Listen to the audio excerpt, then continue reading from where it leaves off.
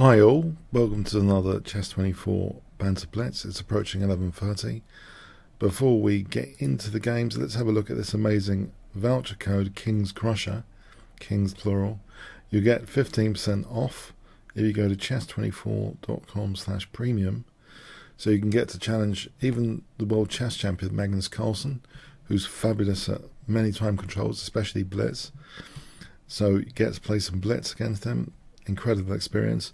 Other grandmasters, international masters, celebrities, and even bunnies like me you can challenge. You just turn up 20 to 30 minutes beforehand, and then you go on to our challenges list. So I'm going to go to that challenge list now. So I'm switching over. Tell me if audio and visual is okay on the chat there. Okay, Alexander Alekine first. Okay. I'll play B3, my little pet B3, I think. Let me play over there and mute that. It's a 3-minute game. I quite like the dark square grip here already, especially because he's played E6. It kind of makes it a bit easier to get a dark square grip. And I love this sort of like reverse Dutch defense strategy. Get the queen over. Already, you know, rook g8, bishop takes is winning a piece. You know, I've won so many games from this position recently, especially in bullet. And I seem to have been vindicated. I've seen a lot of GMs have been using b3 on the first move in faster time controls. Okay, so here, bishop going back is not something I'm terrified by. Okay, so here, knight b5 is annoying, maybe knight e5 first. But knight b5 to bear in mind. Okay. Oh, that's interesting. Can I not just take here and... There's a check, disruptive check, or not? He's got c... Yeah, is that rook f7? No, okay. Let's try and keep a pace here. Can I double on the F file? Or threaten rook f7. Let's threaten rook f7 for a laugh. For bishop e6. Will you spot that? I could also double after, but that's the cheeky threat. Oh, he's got bishop d7 after. It doesn't even work. He's got bishop d7. Okay. Alright. Enough of the nonsense. Actually, I left d2 hanging there as well. Okay. Alright. Maybe it's not such a big deal, this position. Yes, I wanted to double. I think he's proving his point. Can I get to double again? On the F file. I'm taking over here. That looks nice. Oh, okay. He's squishing my bishop. He's squishing my bishop. And there's also rook d1. Oh, I'm getting scared now. This is getting naughty.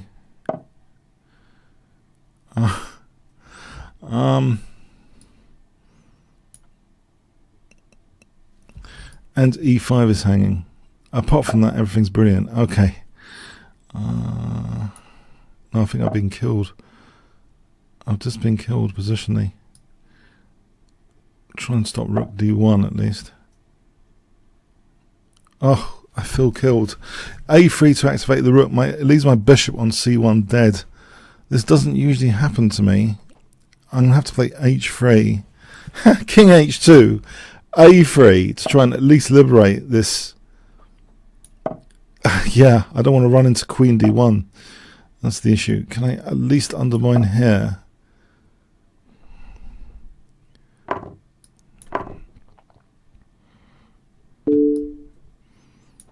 Okay. Let him take my queen off. I want to hold c2. Hang on, I'm being daft here. Am I being really daft here? I've always got e4 and bishop f4. This bishop isn't totally doomed. I've just realised, a bit too late, the bishop isn't totally doomed. But it's unfortunate here. Unless there's rook a6. I think there might be rook a6 to the rescue. For rook a8. The bishop... Okay, it gives him bishop a3. Hang on, rook b7, there's rook a4. I want to play bishop a3. Trying to sort out this bishop issue.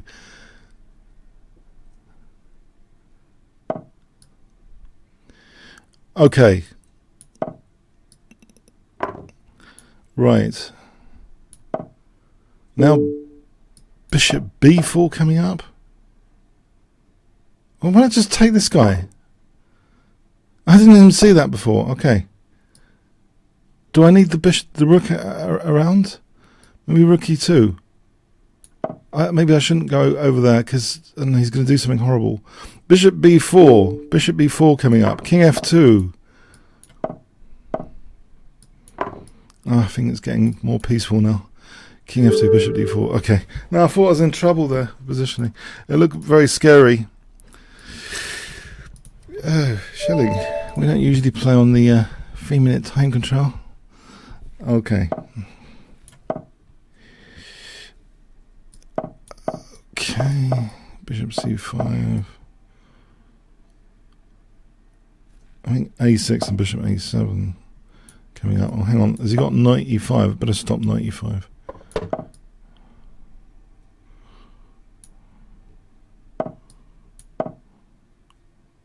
So bishop g4. Try and get him to close the center.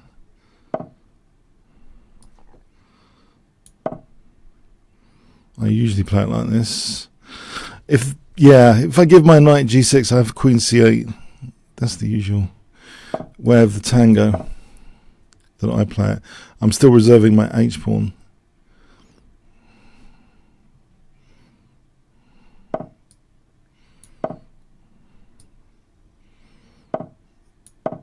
So knight g4 coming up. I discovered recently it's a favourite of Tony Miles, the tango.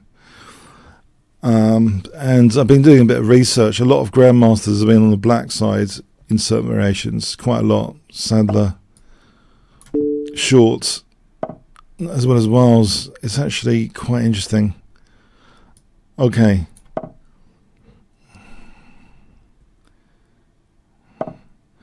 Right, okay, I'm not doing anything at the moment, am I? But I could play for an f5 for a focal point on f2 anyway. I don't have to commit the rook to nothingness. I think f5. So f4 is immediately dangerous.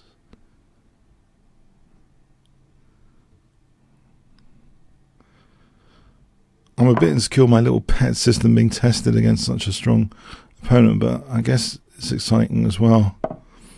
Can I just double on the F file soon?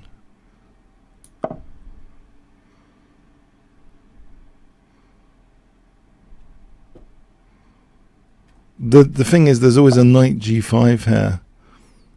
Yeah, there's always a knight g5.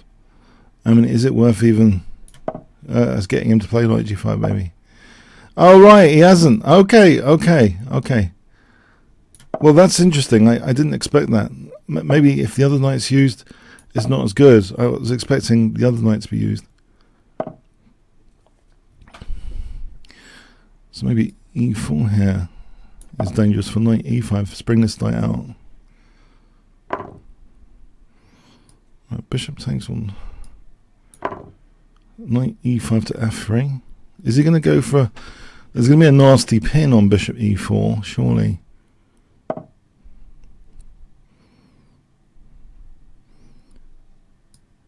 So hold this for a moment. The knight e5 to f3. Oh! Hang on, he's also got a cheeky c6. Let me just stop his c6 tactics. Did he take there? Alright, if he ever takes, I take the queen. Just make a mental note. Alright, knight g6, queen g6. Queen g6 here. Is he going to open up my bishop again? b6, trying to break this bishop out. It's without a counterpart here as well. On f2, e3. It's the bishop without the counterpart.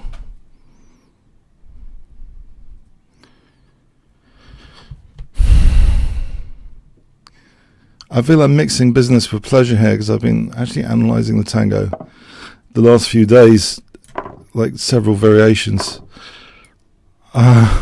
in depth, more than I have usually for any other opening recently. This is not over till it's over, is it? Uh-oh. Am I losing material? I think I am.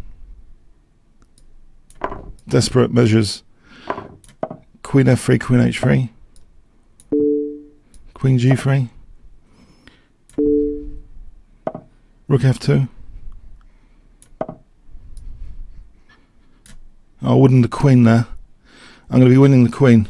I thought I was losing a piece, but I think this is crushing. I'm going to be winning the queen, or queen h4. There's queen h3. Better take the queen. Oh, I could have taken the bishop first. I mean the rook first. Okay.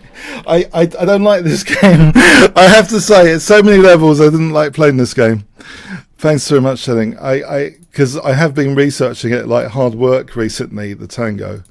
I've discovered it has been a favourite of Tony Miles. It's actually quite a dangerous system. I thought my friend Paul Giorgio introduced me. I didn't think it was that respectable, but it's actually got quite a lot behind it. Knight c6. I'm doing extensive research at the moment. I'm telling you guys what I didn't want to tell anyone, that I'm working on this tango, but you know, given it's come up here, okay, in a high level blitz. But there's so many ideas for dark square play you wouldn't believe that I've discovered myself. Even philosophically, I'm making new points myself philosophically, like exchanging off the dark square bishops, putting as many pawns on light squares as possible. You know, exchange off points c5 or g5. Sometimes bishop g5, sometimes bishop c5 to exchange off the dark square bishops. Sometimes a totally different move order with knight f6 to encourage c4, which is another pawn on light squares.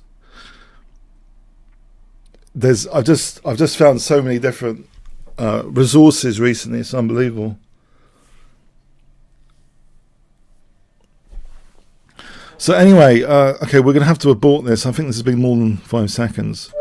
All right, let's go on to the next game.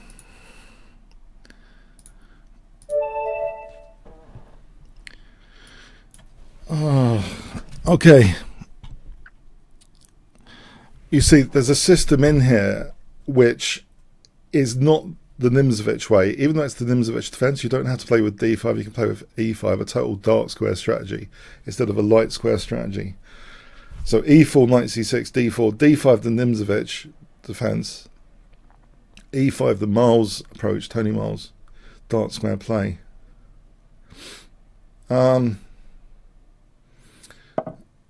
Okay, so b3, he's tricked me. Okay. Maybe I wouldn't have played it against b3. Maybe it's okay against b3.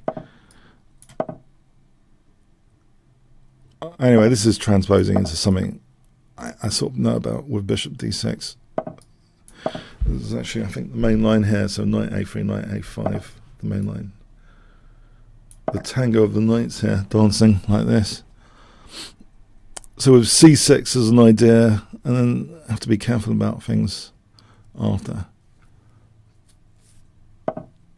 Okay, here I think I don't mind that. I don't think that's the move, knight c4. I don't think that's the move theoretically. Or is it? I mean, maybe it's been played before. But here it looks as though I'm, going to get a tempo and I'm being set up for a Greek gift. d5, d takes is probably a bit dodgy. Knight g4. Or maybe I can get away with that. Maybe I can. Maybe I should. But e4 almost threatens to trap the bishop with b5 and d5. In fact, if he played d5... I think b5, if d6, bishop b6. Yeah, I think e4 threatens to trap the bishop. D6, D5, B5, D6, bishop B6. His bishop's trapped. Bishop F6. Alright, so he's making way, but this is Greek gift territory or knight G4 territory. I think the problem this is H5 and knight G4.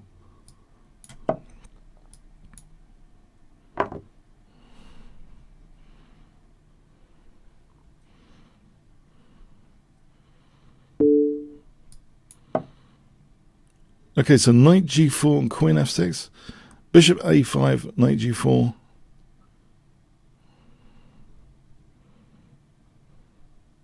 There's a lot of interesting possibilities here. Knight G4 and bishop A5. Alright, the bishops are a liability, are they? Maybe just in case I need rook C8. Or is he going to play knight E4? There's a tactic on the diagonal. Well, especially if my king was there. But at the moment, there's a liability here. Rook C8 for bishop A5 check to win the queen. Surely.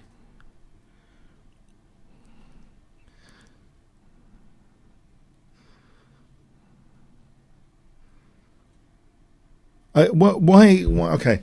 Okay, what is going on? What is going on here? If he castles queenside, rook C8, he has to get the king out of the way. It is possible to play it like that. But okay, but he's not castling there. There's a threat now. Even bishop H2 to pick up the queen on H4. If he castles H4, knight E2, bishop H2, I pick up the queen. If he does something like queen D2, in fact, bishop A5 is very good almost. Bishop C3, rook C3, rook C3. Almost. Bishop A5 is good. Well, here, bishop A5 is picking up the rook, isn't it? Nearly. No, it's not. He's got the rook protected. Okay, bishop G4. H4 is interesting, pushing the knight back. But also here, A6 again, trying to trap the bishop. I don't know why, but this bishop is asking for it. This bishop is asking for it. If bishop A4, B5, surely.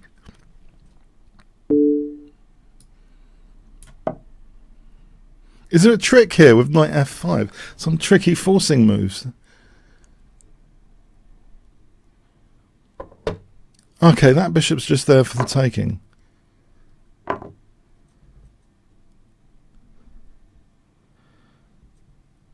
Right. Okay, so knight G4. And am I not threatening queen H4? If H3, knight F2, I'm going to carve those dark squares. Or queen H4 immediately. If rook C7, rook C7. HG, HG is sort of mating, surely. I think I'm going to carve these dark squares, but how? Knight E3 is probably an obvious way. Even if rook C7, queen C7, and I'm taking on G3. I think knight E3 just to carve the dark squares a bit.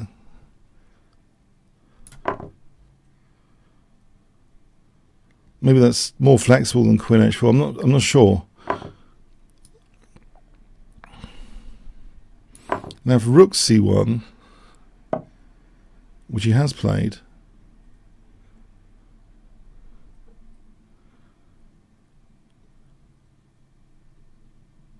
okay, I can play queen B8 to hold on to G3.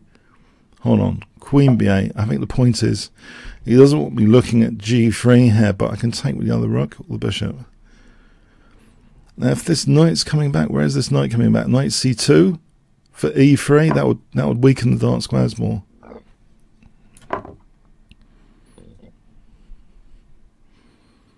Knight C2 and E3.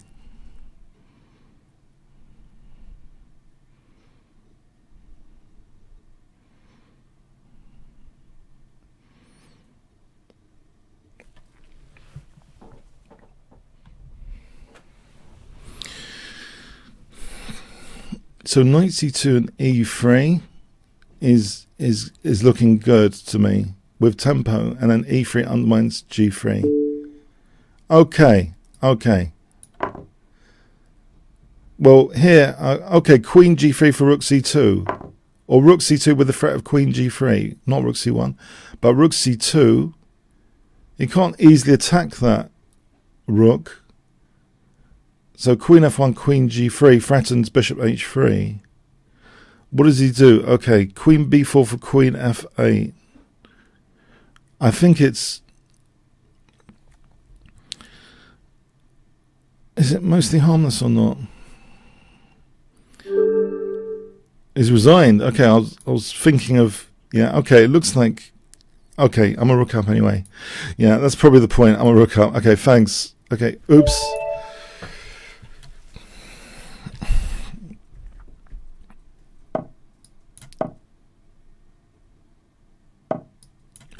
I had an epiphany. Okay, I'm going to share with you this week, because it is a unique week. I had an epiphany that one of the problems I've been having in the tango is that I didn't research it properly. That is one of the major problems. When I research it, I realise people magnify the dark square weakness targets. They put a lot more pawns on light squares than I'm doing. A lot of the grandmasters. So I'm working with what I'd call micro downsides. The trick is they use a kind of... I spoke with my brother about this. They use a kind of magnifier first. They magnify the extent of the dark square damage. Yeah, this is a very dark squarish system. They're magnifying the extent of the dark square damage. They put a lot of pawns of the opponent pawns on light squares. Strategic bishop exchanges, they're quite flexible, either c5 or g5, to magnify the dark square weaknesses. And then when you think technically later, you've already magnified the weaknesses, if you see what I mean. So that's my epiphany. I haven't been using the magnification concept. Okay, knight h4 here is really dangerous if it's allowed, surely. Bishop g5 is almost a must to stop knight h4.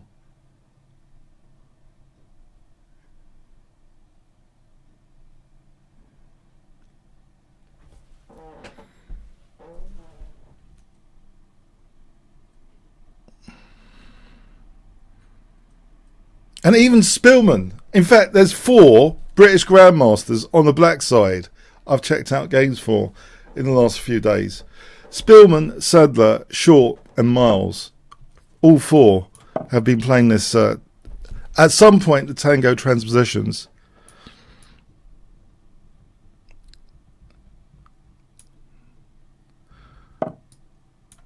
Okay, so queen c8. If I castle an f5 here, I think this is a question about the h8 rook not being useful here. It's sometimes useful to get a coordination point on f2 with the rook castling, you know, for f5. That's a switcher plan which I think is very useful here for f5 to get this default rook still working as a default rook, but with f5.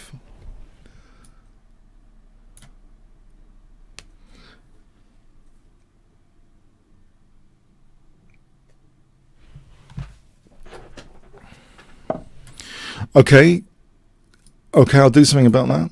So I think f4 here is looking dangerous.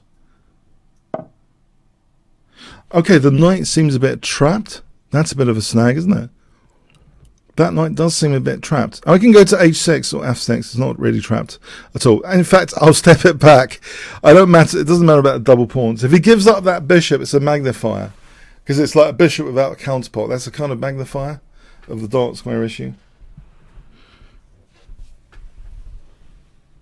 A bishop without a counterpart is a magnifier. More pawns on light squares is a magnifier. Strategic bishop exchange is a magnifier. I think f4 here is sort of undermining the dark squares. Can I afford that? Or is he just winning a pawn? Maybe I can't afford that. Maybe there's bishop b5. Maybe I'm messing up here. I'm wondering about this e5 square. It would have been nice... Oh, okay. If I take out that knight... Actually, this could be handy to take out this knight to get a bigger grip over f4. Yeah, if I take it out and takes the knight f4, I'm sealing up f4.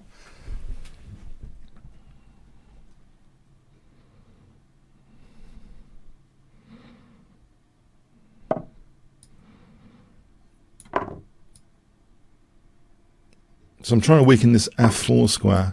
So knight f4 here.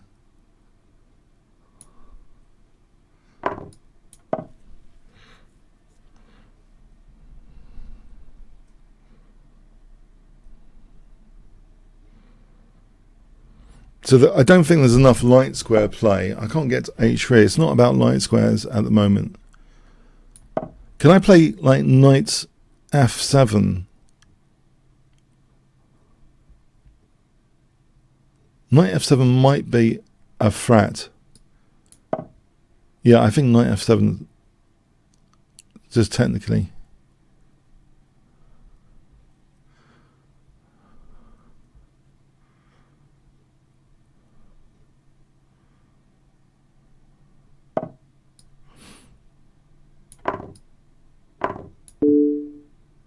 Well, this is crushing, isn't it?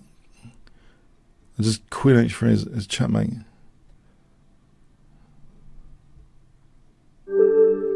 Alright, thanks. Oops. Okay, dangerous ride. Try b3.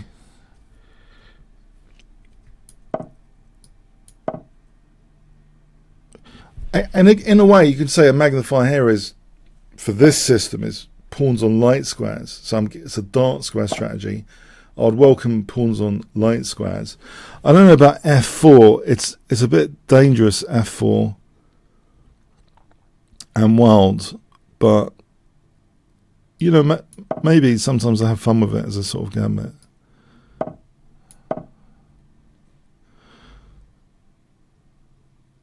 Here, I don't think I mind this position, especially if he's going to play f6.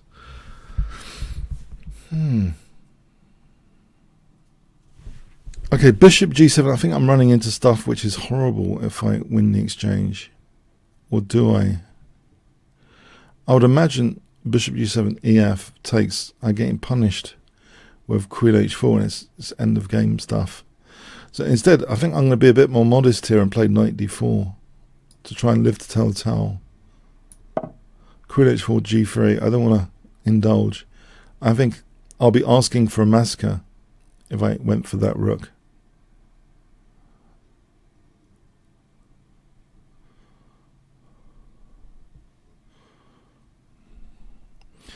I guess knight e5.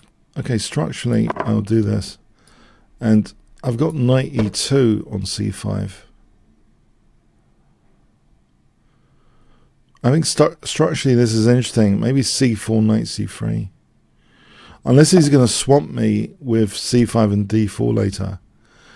I wonder if I can do that a bit more, like in a safe way, or knight g3 here. Maybe for knight h5, maybe a completely different plan. The c pawn is asking to be swamped with c5, d4. I feel it's got aspects of a Benoni in reverse. I think I'd prefer to have. Okay, so knight c3 here. Maybe queen e2 and knight h5. Right, so if there's an idea of knight h5, is d4 swamping?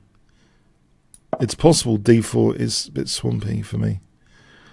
As if that's the sort of stuff you play against the Benoni and e5 break. Okay, so he's playing very nice for Matic. There's a tactical diagonal as well, sometimes, for skewering. That's a bit of a more technical point. I think another point is, what's another point here? So rook b8, maybe a4, and maybe knight f2 to g4 is interesting as a plan here. Try and weaken the king side. Knight f2 to g4.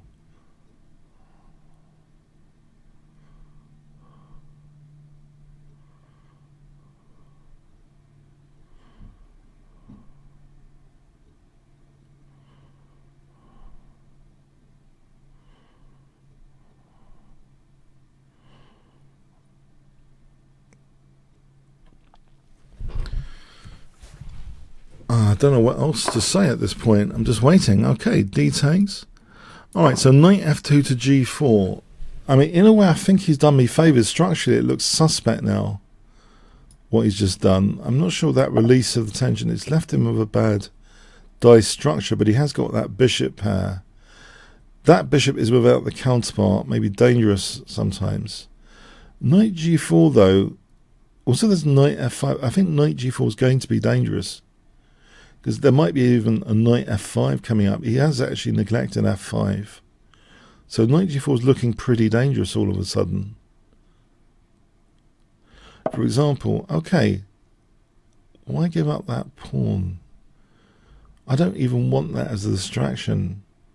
I don't think I want that pawn. I think I want the queen over here. I'm gonna let him have the pawn. I want my queen over here, not over here. It seems much more relevant. Frontal target, threatening checkmate over here. Okay, so I'm making it a pawn sack to get the queen over here. Threaten checkmate, but also knight f5 looks dangerous. If queen f7, there's knight h6. If queen f8, well, passive, isn't it? Mind you, I could be running into a pin soon. Well, there's bishop f6 here. I thought he was going to pin with... There's bishop f6. If g6, there's knight h6. I'm missing something here. I hope I'm not. I think there's g6, knight h6.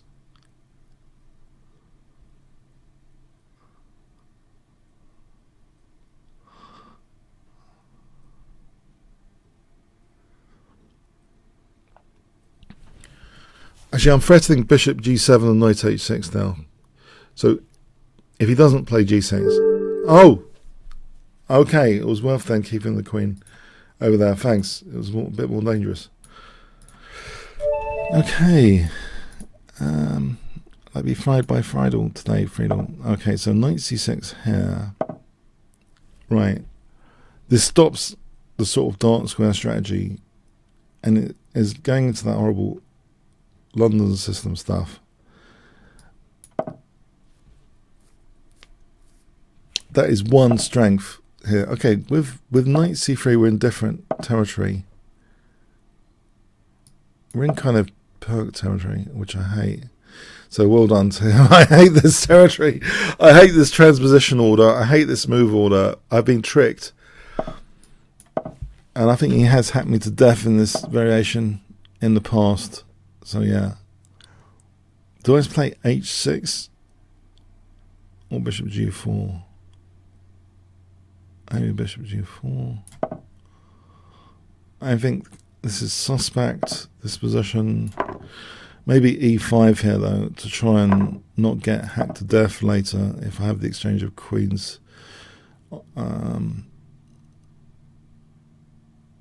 I've seen this idea in King's Engine sometimes, trying to take on f3 and then hit the dark squares. I think some Andrew Martin video years back or something, suggestion to hit the dark squares in the King's Engine. It's sort of King's Engine style position.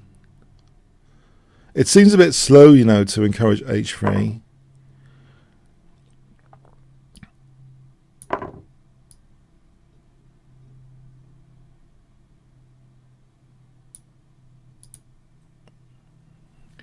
Well, it doesn't seem that bad for me at all. Was this really the desired position? Knight d4, or in fact, you know, knight b4 here, and there's rook c1. Knight d4 just seems very pleasant.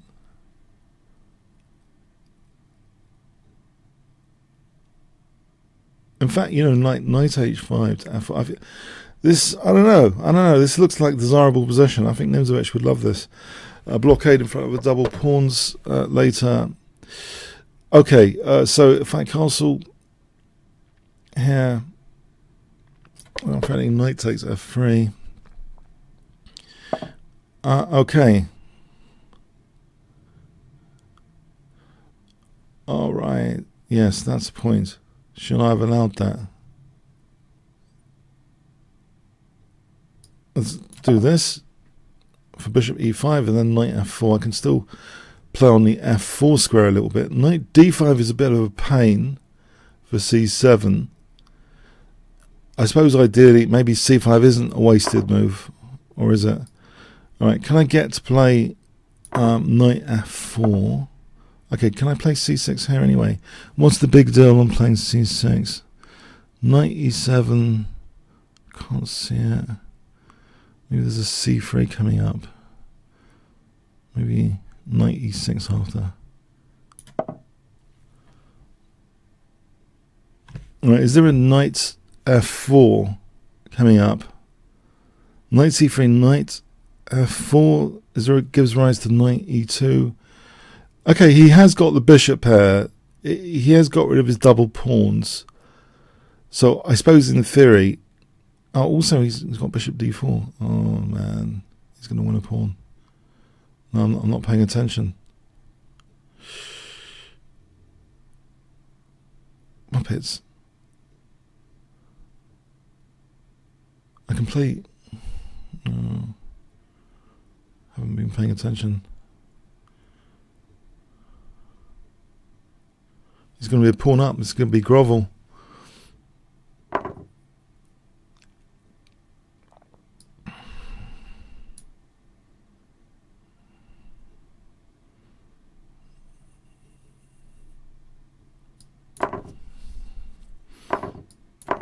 It's grovel. I can try and blockade. Ah, it's grovel territory. Okay, c4, b6. At least there's kings over there. I don't think...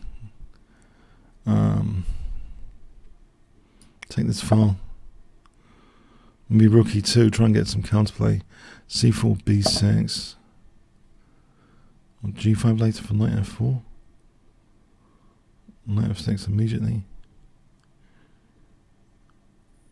b5 to stop c4. If I want to gang up with knight f6 and rook d8 on d5.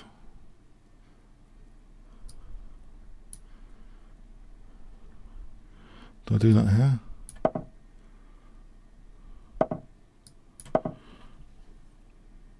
Can I get my pawn back? Rook e7. a6.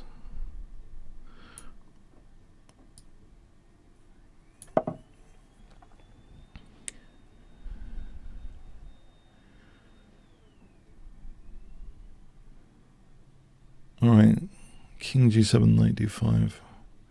Or knight d5 immediately. Does knight d5 run into something horrible? Or is this rook and pawn ending slightly favourable? If it, a6 for h3, past the h pawn over here, past the a pawn over there.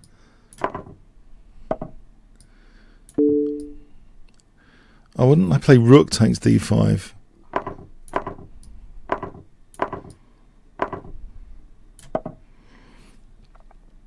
So a pawn, b pawn versus h pawn, g pawn.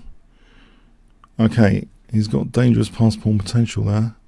After that, can I do this to encourage f3? f3, rook h5. Okay.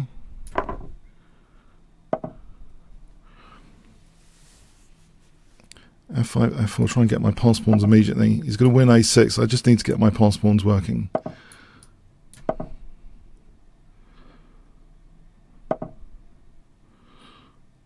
g5, h5, g4. How quick are they?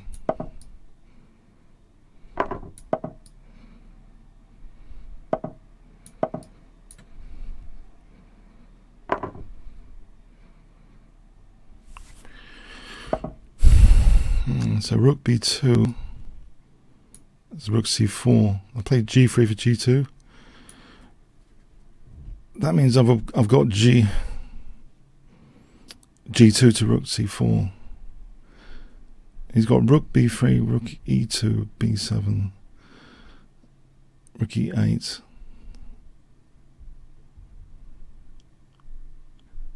Do I play g3 or not?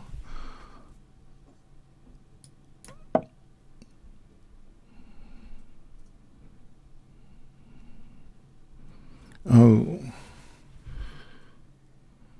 I don't know actually. b7 and rook c8. Are these two pass pawns winning there?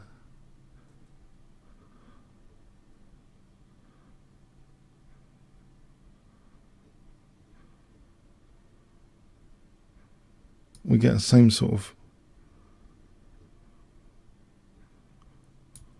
position. And it's like queen here. If I just take the options, I think I'll be getting mated.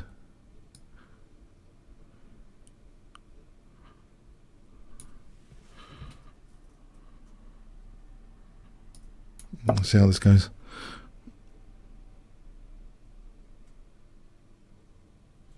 Can I throw in a check? Hold on a sec.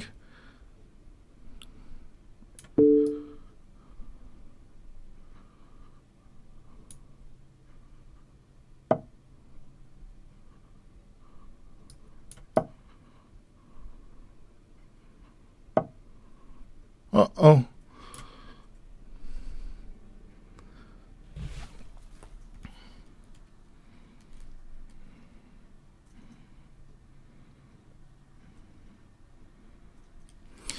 Ah.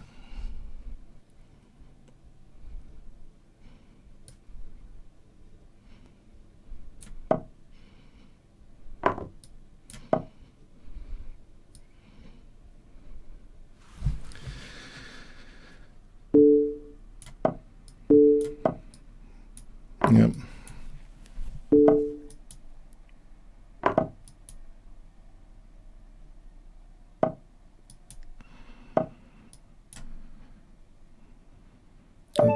Does that mean off on the clock for a draw there?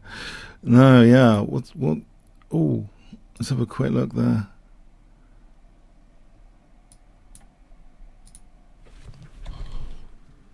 It should have been equal somehow. Apparently, f4. Oh, is that a mistake?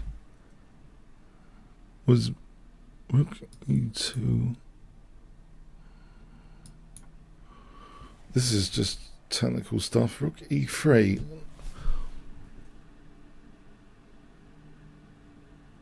No, white's still better. These pawns were always looking dangerous anyway. Yeah, okay. But maybe there's a way of nearly equalising here. But I think what I played is on the losing side then. It must be on the losing side. Too slow, far too slow.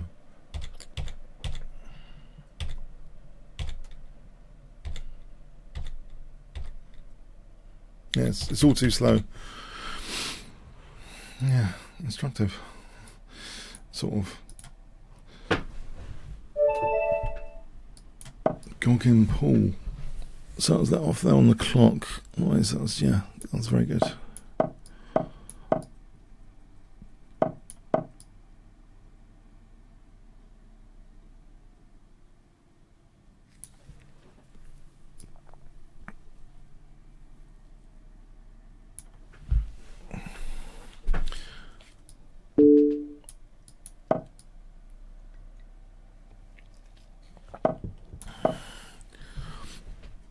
So bishop g2 and castle.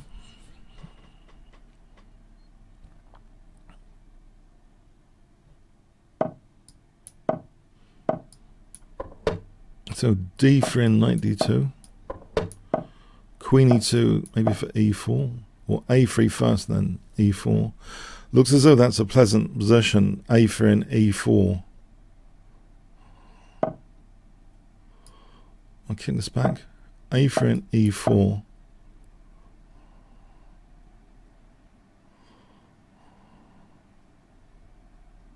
Knight h5, king h2.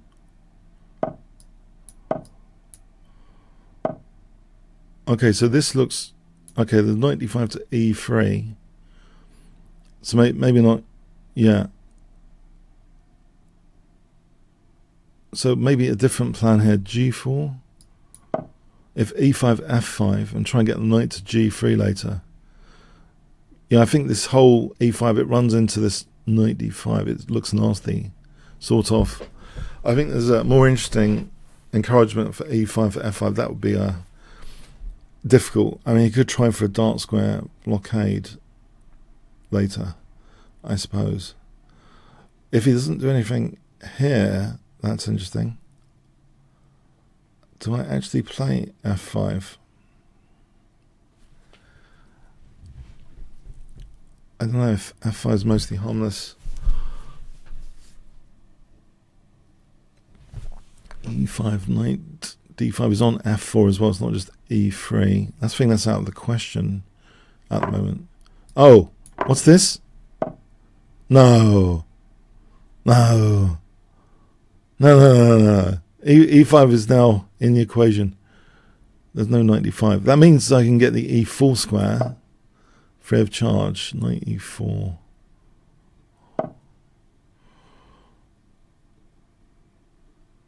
Well, I'll just take it here. I think F5 here. Knight E4. Going to F6. Knight F6 looks very good.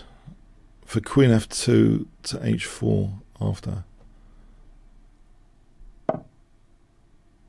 Or just taking Ampersand. Okay.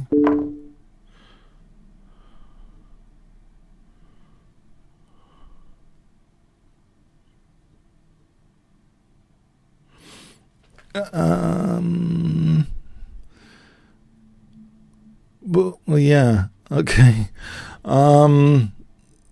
Yeah. I don't know.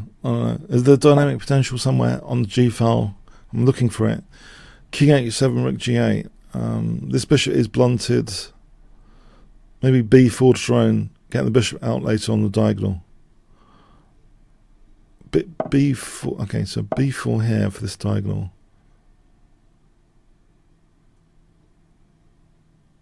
The king's a nice target on the diagonal.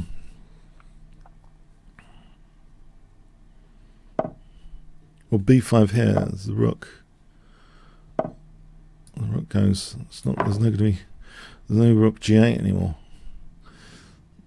There's also a queen E5 to swap off the queens. Queen E5. Being boring.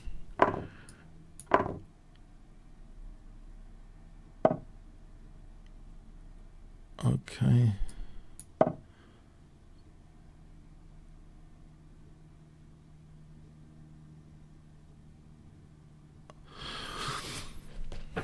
I think the knight sack earlier seemed a bit dodgy to me.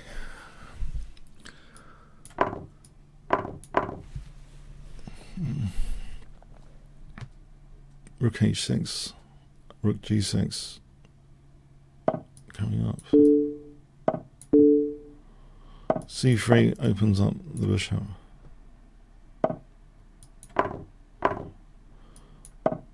Okay, I could have taken that, yeah.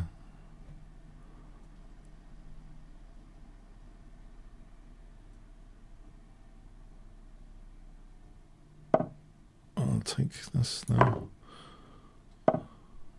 Okay.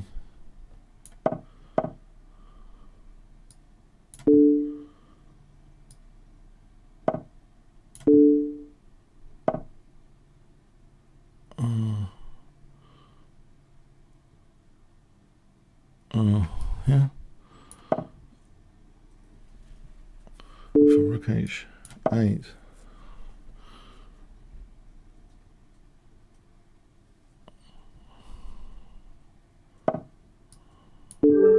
Alright, yeah, I think there was a bit of a dodgy knight sack earlier. Jacko 65.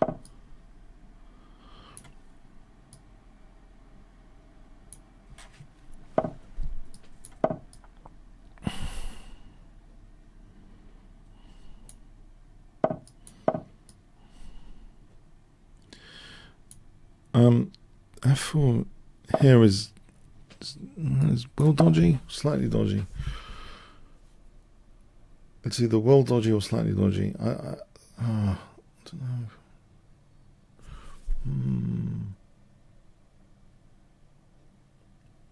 He takes, the thing is, it ties down, I suppose, the bishop. Aha. In this case, I think D3 is interesting. Or was there knight F6? Or knight C3 for D3? That's interesting.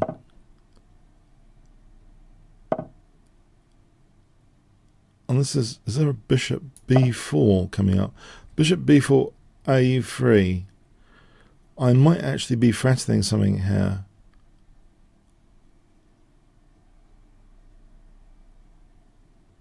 Although, okay.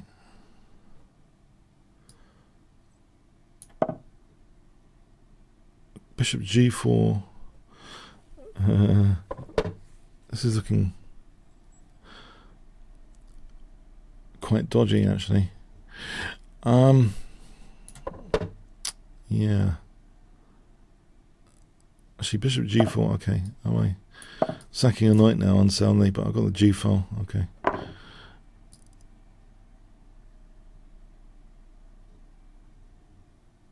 Maybe there's things like knight d5 later.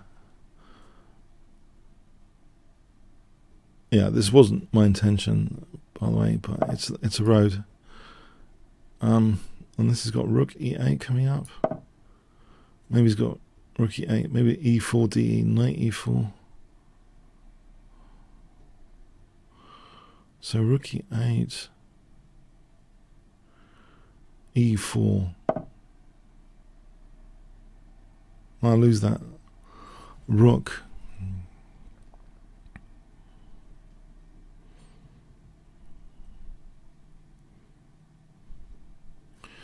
Oh,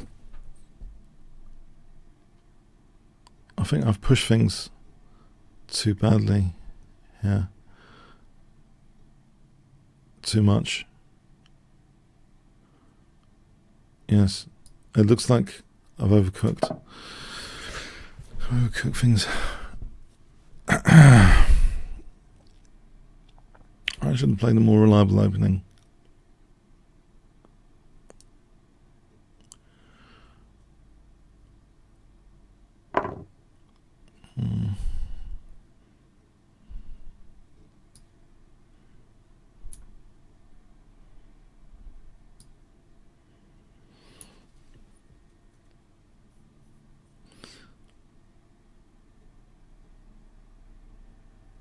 I'm losing exchange now.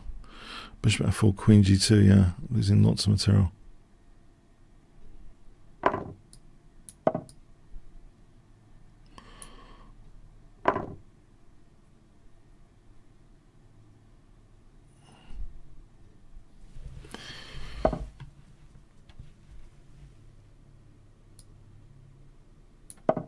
I feel a bit dumb with this whole opening now.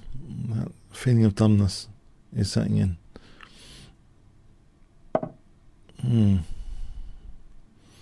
Queen g4.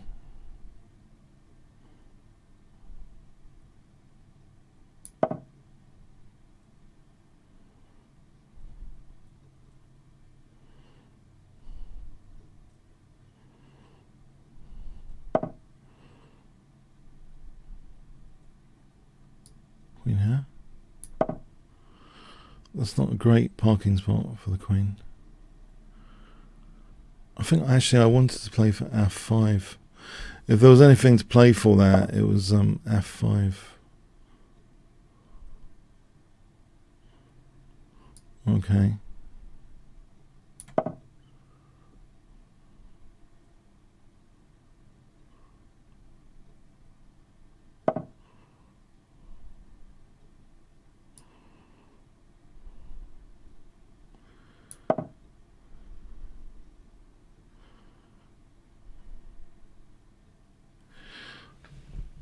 Yes.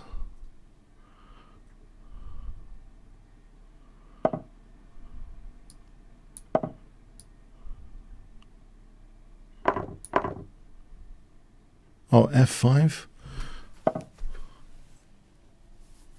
He's going to kill my dream for f5 immediately.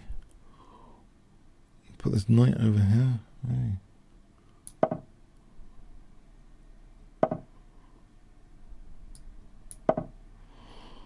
It means I've got access to g7.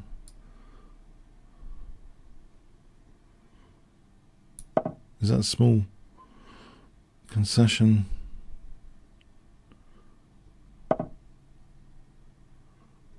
My knight e4.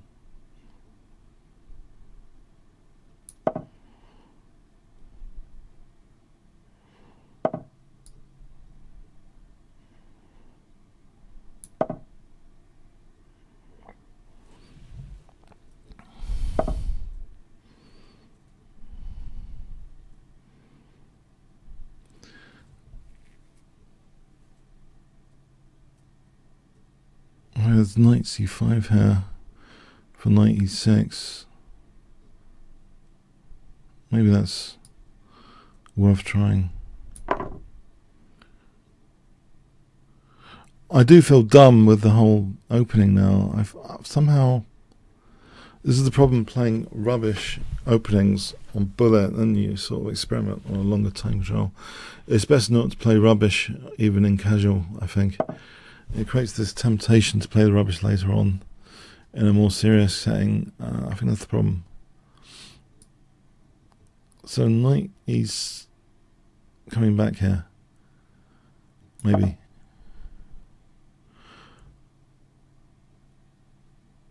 Or it's possible I should really research the b3 and play the solid lines, which probably exist. Alright, this is interesting. Is he letting me back in the game? That's very generous. Queen e3.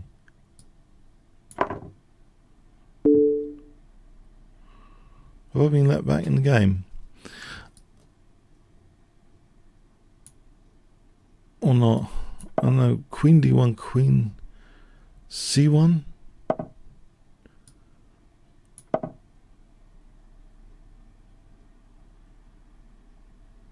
I don't think I should play b3 after this in the rest of the session. I don't think I enjoyed this game particularly. Okay, so e5 here. Is that doing anything? Oh, that's okay. I think he's ruining things. He's gone to ruin things with that, unfortunately for him. But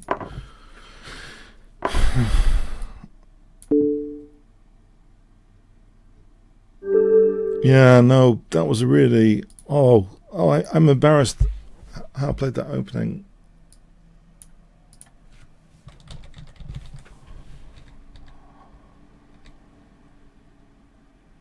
Black's already much better after knight c3. Black's already much better here. Black's already slightly better, so it's already dangerous to play f4. A normal move like bishop b5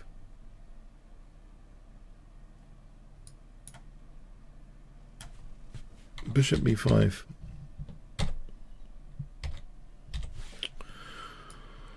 This is my bullet rubbish spilling into a blitz game. Yeah, but bishop b5, I think, might be actually a solid, in inverted commas, way of playing it. Unless this is getting smashed. But that looks a lot more solid. Okay. Prom night. Alright. Let's try and play my other crap knight c3 opening. So d3 here. Now I have had good games from this gambit. I've beaten one of the top GMs at bullet because I had actually a decent position, I felt, with this gambit.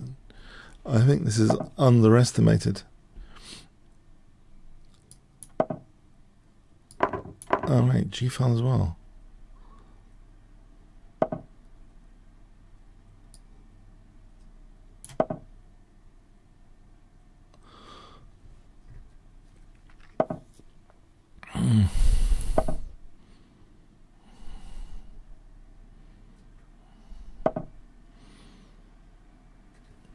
Well, this would discourage castling queenside to end it.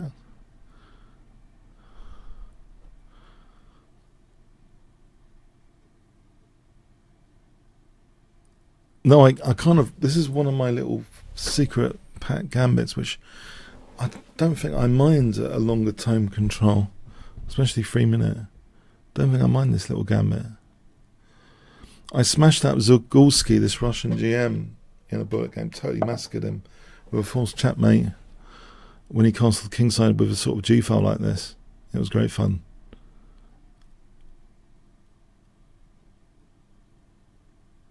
Here, I don't know if...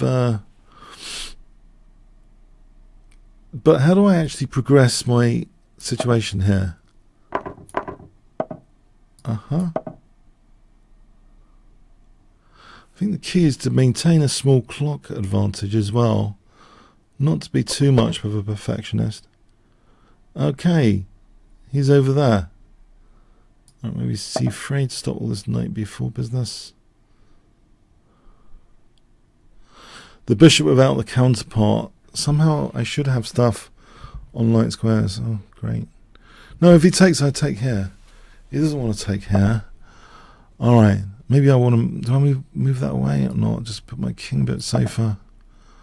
Maybe double on the d5. Maybe rook d5. Double. Oh, no. No. I'm not sacking the bishop, though. I'm going to torture him on these light squares. I've got the bishop without the counterpart. Surely I can just slowly melt this pawn structure with a4. Bishop d5. a4 here. With his king there. Oh, come on. Come on. It's testing my technical skills now, Phil. This must be a one position, fundamentally. This is a one position, fundamentally. It's just a matter of technical stuff. Surely. Bishop d5.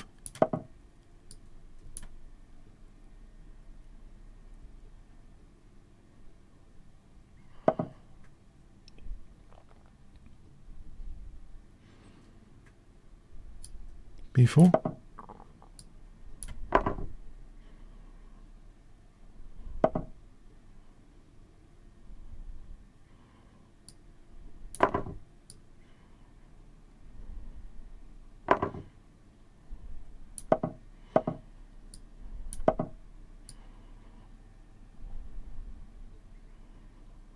Right, the A file is dangerous, right? I can double on the A file here. Knight c8. But he's losing some time here on rook a8.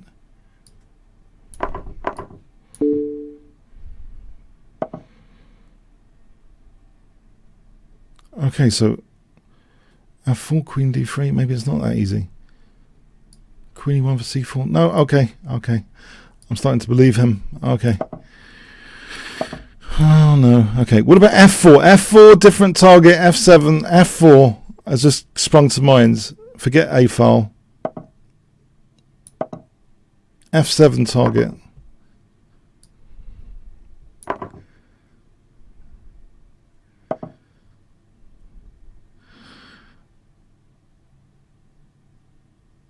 Oh, no. Okay.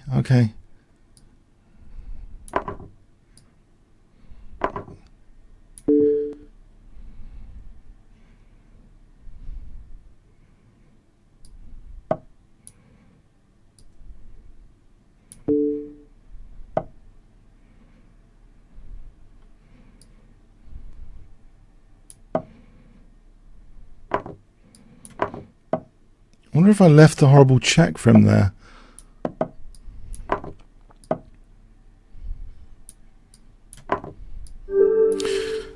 Yeah, I think I might have blundered somewhere there. Thanks.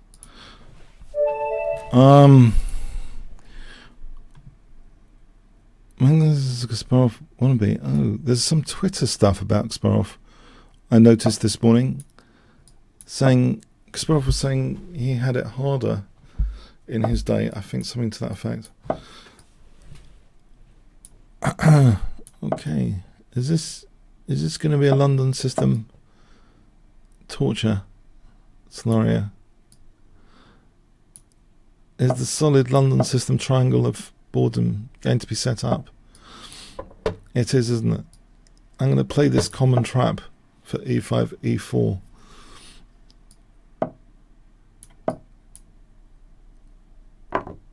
So if I get e4, I'll be very excited with the dark squares. There was actually a Paul Kaz against Fischer game where Fischer encouraged e4 and later had a fairly clear-cut dark square strategy.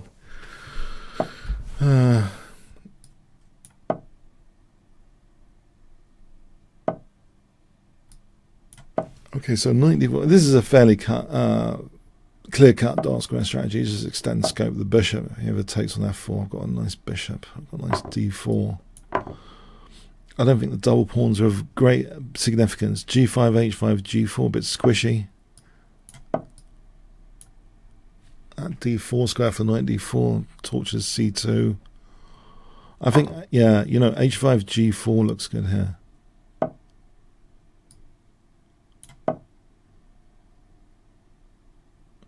And so rook d1, rook e8, I don't want to keep some tension going in the position. Rook d1, rook e8, and then g4 after.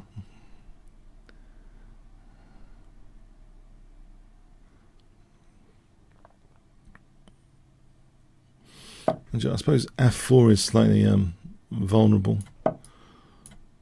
Might have to do something about f4 here. Maybe bishop e5. Suspend hostilities with bishop e5, which blockades e4 as well.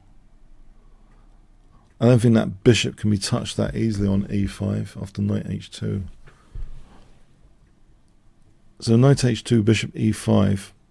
Probably build up with king g7, rook h8, queen h4. I think counterplay is kind of low for white there. On knight h2, bishop e5, I think counterplay is low. Okay, there is a knight d3 trick. If the knight's going that way, there's a knight d3 trick. If the bishop vacates d3, does that take too long? So bishop e2, king g7, knight d3 immediately, rook h8, knight e5, queen f4.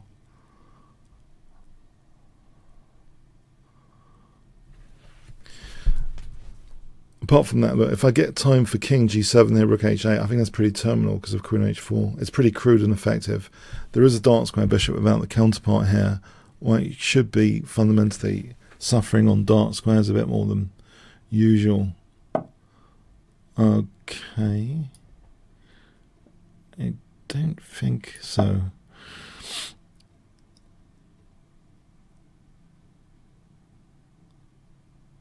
In fact, here I think queen c5, king g8, rook h8 is pretty terminal. Queen c5, king f1, queen f2 is mates. King h8, king g7 for rook h8 is pretty terminal.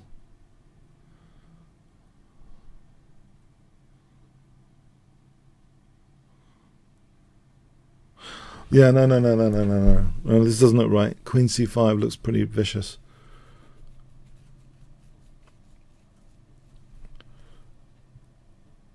I was desperately looking once at how Fischer handled, again the knight, but I'll go for the checkmate. How Fischer handled the London system. I just couldn't find any examples. People were not used to setting up the triangle of boredom in the Fischer era. I was looking for an answer, you know, to the London system in Fischer's games. The closest I came was this Paul Keres game. But, you know, as I say, it was totally simplified for Fischer because of this e4 business. Alright, thanks, Anglesia. Okay. Dangerous ride again. Okay, I'm going to play respectable opening here because I don't like having it's embarrassing to have a completely lost position. I think I can have a few moves here without a completely lost position if I play c4. This boring stuff. So d3, knight g e2. Botvinnik will be proud. I think it is called the Botvinnik system.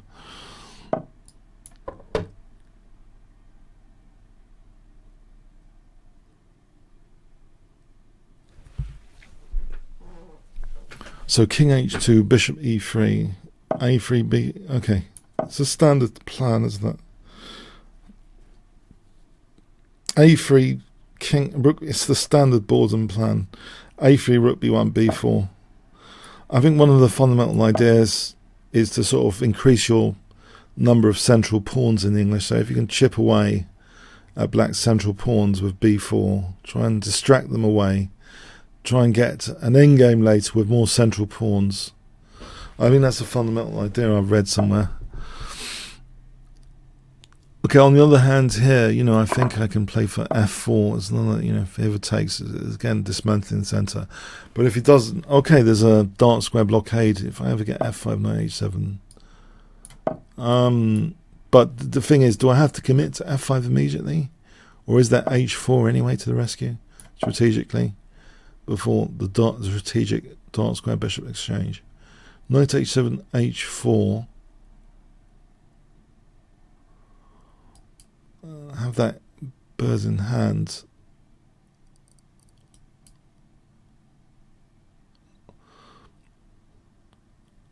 Actually, I'm not really sure what I'm talking about there. What bird, what hand? Sorry.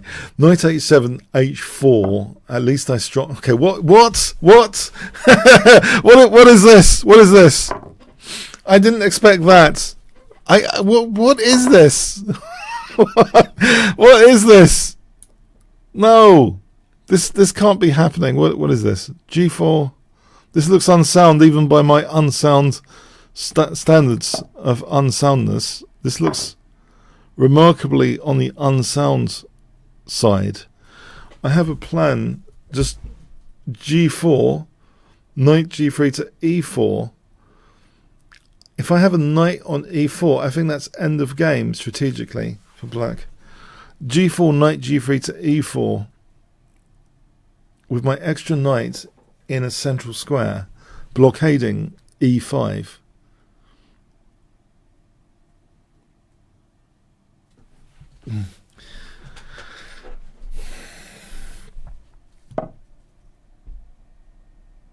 G4, unless he's going to slice me on the diagonal unexpectedly when I'm not looking, it's possible.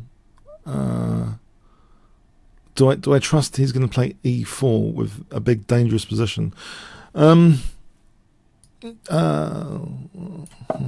it. He should play E4. I think that's his only chance. No. All right. If I get my king off here.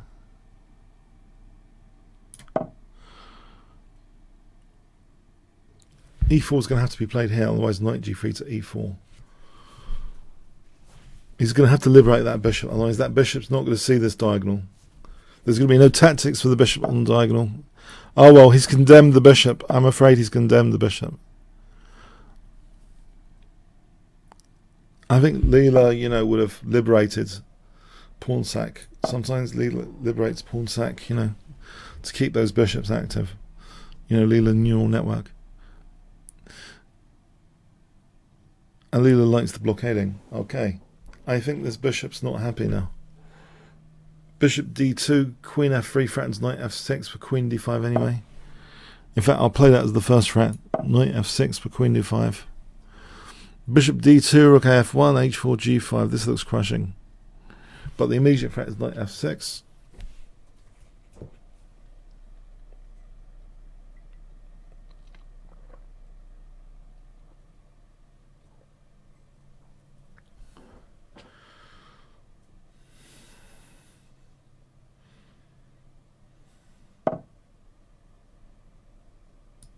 Okay, so rook a f1, h4, g5.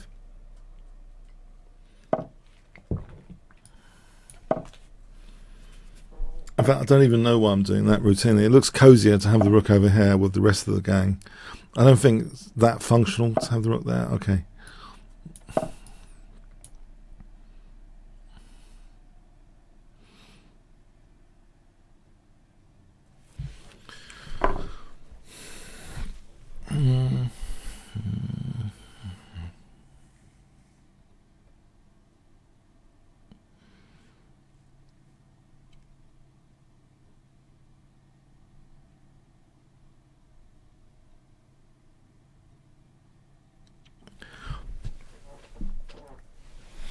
I don't know what to say here, except it looks, awesome. G6, queen h5 looks like that's checkmating, potentially. Okay. Or G takes even. This rook, might as well use the rook. And to stop the king escaping, queen h5.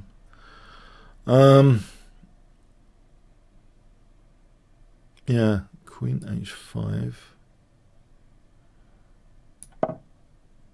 Maybe king e7 though. Well, on king e7, knight f6, I'm going to get that g7 square. I just take out, I'm going to have to depart with my knight though, that's the sad thing. But I get that g7 square. Do I really want to do that? Oh, I suppose I want to do that. Oh, I love the knight though. Oh, crikey. What about just bishop g5? Keep the knight for a moment. It's a beautiful knight. I think maybe it's a sin to not have that knight on e4. Okay, so rook g7 here. And that rook's unprotected if the king steps back. The knight is actually holding d6. So it's not just beautiful, it's holding d6. Okay. Okay, thanks. Dangerous ride. Okay. Yawn. 606.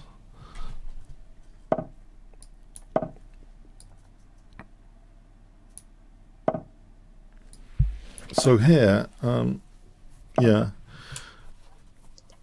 You see, this magnified my dark square strategy. Another pawn on light squares magnifies dark square strategy. All I need to do is get rid of these bishops, and the game should play itself. Now I'm being cheeky here. I've analysed to death this opening the last few days. I think I know what I'm talking about now. With the latest Stockfish 11, I've been analysing this tango to death. I know everything about the tango. No, I don't know. Just a few variations, though. A few variations. But I have looked at C4 stuff. And C4 stuff brings even more stem games into the equation. Yeah? And you might ask me why. Yeah? Because before I wouldn't have even mentioned this. There's even more stem games because of the move order D4 knight F6, C4 knight C6. So that often results in these positions anyway.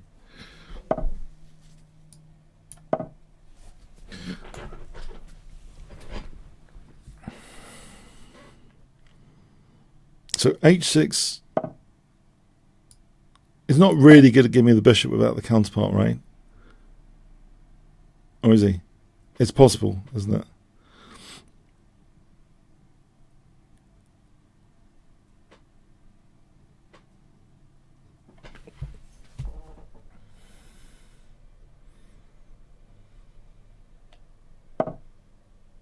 Right. So here, B6 is a concession, which is interesting. So we can F4, because this knight's wanting to be justified, be able to hop into F4. So overall, I like if they take on C5 to get the knight option to F4.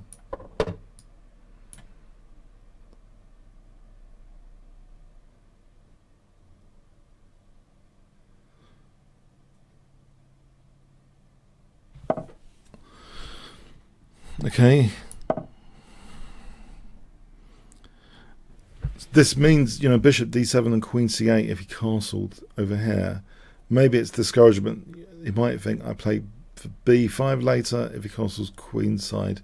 So I think a6 is a reasonable waiting move. It might be useful in conjunction with maybe taking on e3 and then b5 later. Or bishop d7 works with that as well. If white castles queenside, bishop d7, bishop e3, b5. Okay, there's an extra dark square weakness here. But is a5 useful? I give up the b5 square? Okay. This is magnifying the dark square strategy even further. Statistically, the number of pawns on light squares is magnificent now. A strategic bishop exchange. I think the game should kind of, it should be solid even if a major computer was playing white after the strategic bishop exchange. But bishop d7, queen c8, bishop h3.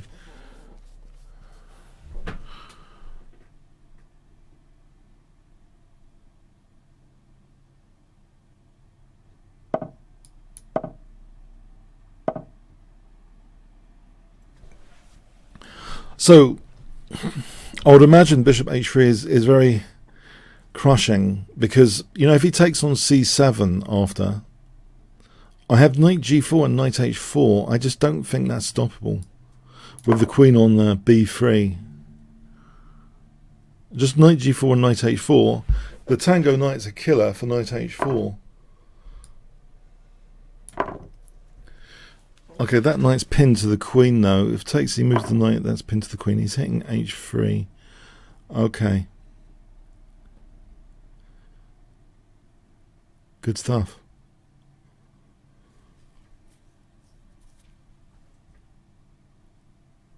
If If I play bishop d7, he takes here, this is f4.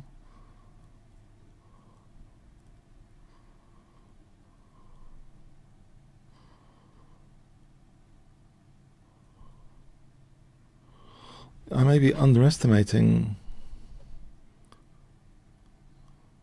what this c7 is a real pain. Otherwise, I might want to take on e4 at some point. Mind you, it's a double pawn, you know. So on knight takes, if we end up with knight e4, knight c7, he's just taking out a double pawn. There's rook b8. His knight could go back to b5. Yeah, let's go for it. Or getting the queens off. It's a bit boring to get the queens off. Less chance of mating the opponent. Okay, but I'm thinking that's a bait for this whole line to take the center pawn. Okay, no queens off.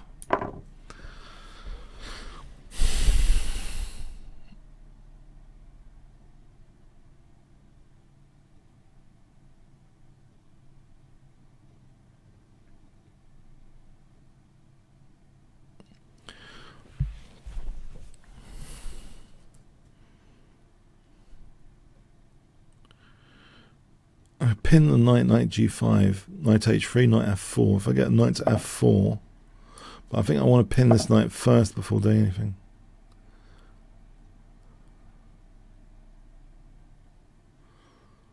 Is it possible f5, f4 is useful? Maybe f5. Alright, so queen h6 maybe friend. King h7, does that parry that? I think I want queen d7 as a sense of security if he's doubling up rooks, or a rook sack at some point. Okay, g5 here maybe. Is that crazy? I've got g6 covered. Why not just queen d7? On f3, knight g5. If f4, there's knight f3. Check. No, there isn't. Okay, I'll run that through again. Queen d7, f3, there's knight f6 anyway.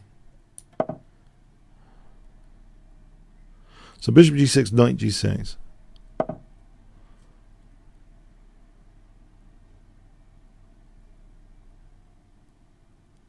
g6 here, is that out of the question? Or g5, is that crazy? What about just knight f6? Isn't that playing it safe, knight f6, without creating too many pawn weaknesses potentially? So hitting the bishop. If he doubles, knight takes protects g7 as well. If he plays bishop e2 here, f4, queen f4, knight check, I win the queen. f4 is a move. There's no immediate check on either e4 or d3 there. f4 for f3 looks good. f4 here. There is maybe bishop d3, king h8. Okay, so if he takes... Okay. So king h8 here. There's no queen e4, right? The trouble is with this position, if I ever have knight... Well, knight g4.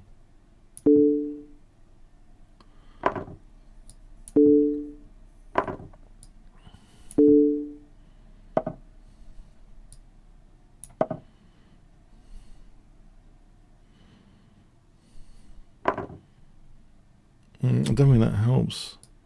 What does it do?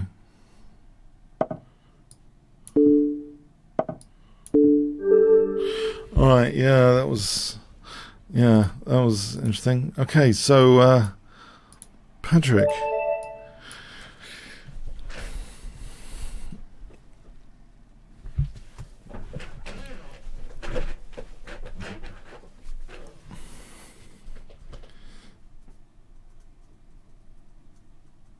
Okay, is Patrick around?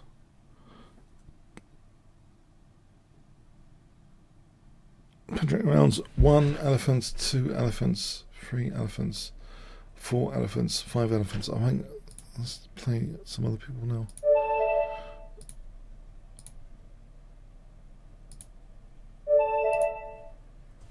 equalizer. New, okay, c4 slightly more solid than usual.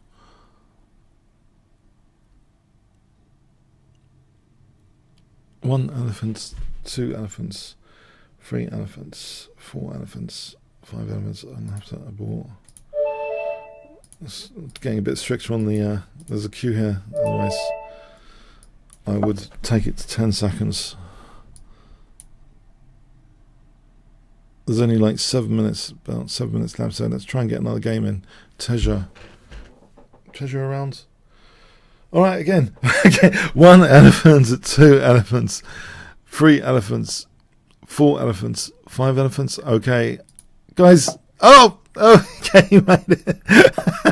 You made it. I'm being brutal on the countdown. I'm being too brutal.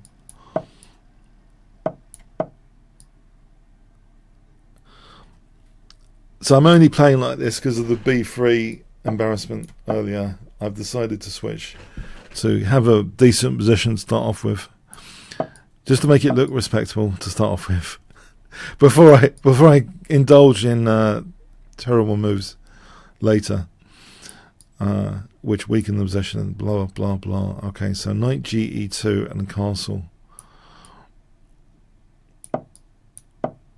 Is he going to dissuade this? No, queen c8 would have dissuaded castling.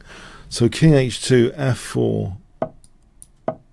This is a nice plan anyway. It's a nice reusable little template plan. f5, knight f4. That's even better because the downside is usually a knight going to e5, but he sorted out that downside. Okay, it's a pawn sack though. It is a pawn sack, or maybe it's not even a pawn sack now. So it's a basic squishing, then knight g3, g5 for f6. It's a basic squish strategy. In fact, you know, knight d5 threatens mate sometimes if a bishop's on h8.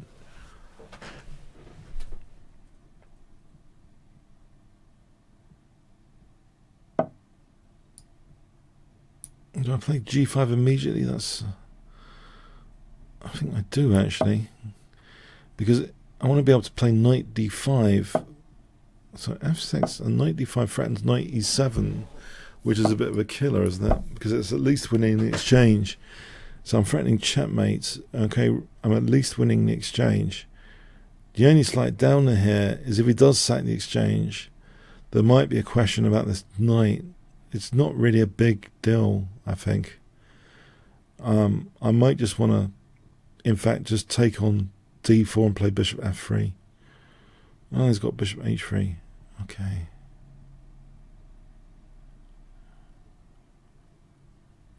Right, there's some issue left if he plays rook e8.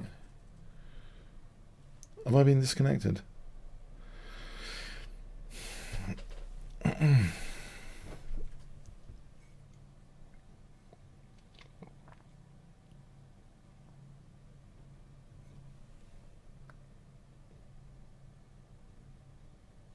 Am I still here? Oh dear, have I lost connection? Whoops. Have I, or is it my opponent?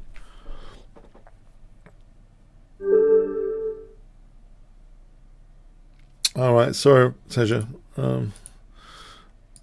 Okay, Mr. ACZ. A 3-minute game.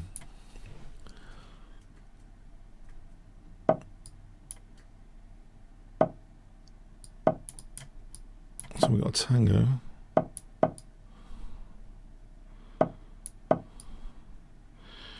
Pawns on light squares.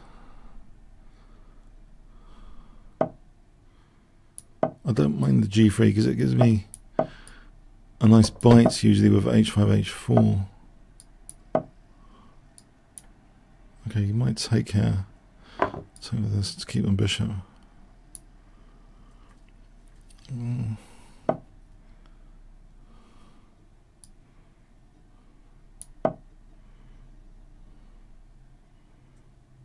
I think maybe f5 or h4. Let me have quite a few little treats here. Bishop without the counterpart, it's a magnifier. h4, I don't know if that's some sort of magnifier, but f5 on top of this. and this active rook. I thought maybe he was going to play h4, not to let my rook become active. Okay, while that pawn's pinned, it forces h takes. Okay, this kind of gives me my queen some squares to work with. Okay, f4 maybe here. This looks delicious, dark square strategy so far. Okay, maybe bishop d7, I get that pin for fg. If I get that pin reactivated with bishop d7, trying to encourage this to get the pin reactivated. Bishop d7 is also queen e8 if I really want to try and get the pin reactivated. But on top of that, okay, there's no gf, that looks terrible. There's a potential for queen f6, but not yet, I think. I think the key consideration is trying to get the pin, because even if queen g3, there's knight f4 threatening knight e2. So I think that's the key consideration if this pin re-emerges. Alright, queen e8 here, threatening bishop a4, trying to reactivate the pin. Is it a tactically loose piece on knight c3, dc, bc, bishop c5? It is tactically loose piece, and let me just encourage him. I don't want this chain reaction to my king. I just want him to give me the pin back. Right, he's giving me the pin back. That's all I wanted. That's all I wanted. The pin to be back. Pin and win. Alright, so now fg. Or in fact, yeah, there's queen c7, maybe just for a moment longer. So fg is threatened. And now knight f4 looks crushing for knight e2 checkmate. So knight e2 is threatening checkmate. There's knight f5, king f6.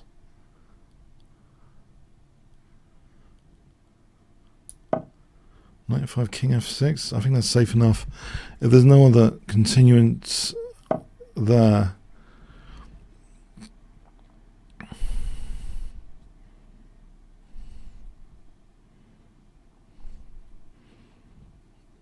right, queen e7. Alright, queen d7 for knight h3.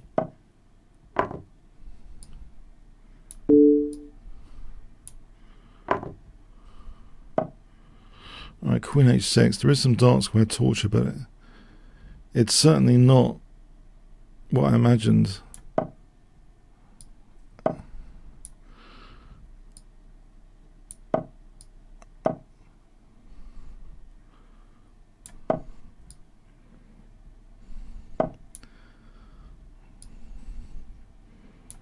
F4 here.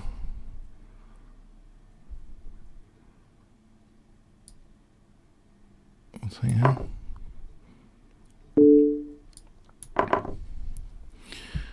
E3 or queen g6, queen g6. That's pinned. Still pinned. Yeah, no, I think I let him in tactically there, unfortunately, despite all my efforts. I think I did leave him tactically with an opportunity or two, or three. Let's have a quick look. Was that the case?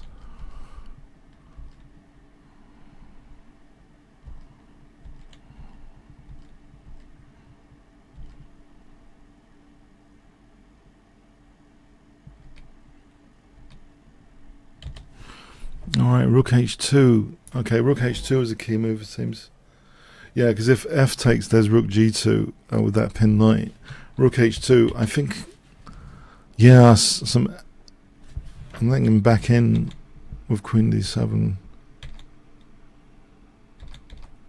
Yep, he's back in the game with queen g2. Oh, queen h6, I don't know. It still thinks it's slightly better for me. f5. Is that e4? Is that the point? E4 or bishop d5?